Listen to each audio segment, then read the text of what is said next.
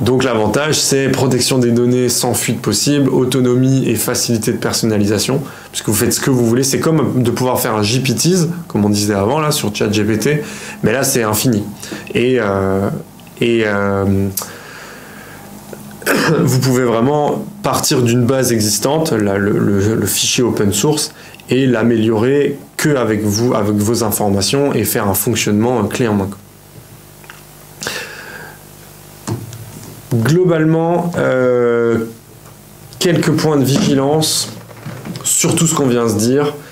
Attention sur les sources et improvisations sur des textes factuels que ChatGPT peut vous rédiger.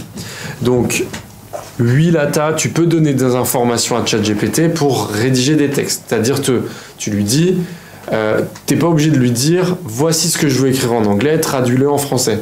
Tu peux dire, je dois rédiger un courrier à un client pour le relancer parce qu'il n'a pas payé ses factures. Et là, il va rédiger un courrier de relance en entier. Et après, tu peux lui donner d'autres informations en disant ce client travaille avec nous depuis 5 ans, on a une très bonne relation commerciale, on ne veut surtout pas le froisser en lui disant que il n'a pas payé ses factures, mais il faut lui signifier le fait qu'il n'a pas payé ses factures, et je ne sais pas comment rédiger ça. J'ai pas la formule de politesse, je ne sais pas rédiger cette partie-là, donc aide-moi à rédiger quelque chose. Après, source et improvisation sur des textes factuels. En fait, c'est l'exemple. Alors, j'ai jamais réussi à le reproduire. Enfin, si, mais là, c'était il y a 1 an.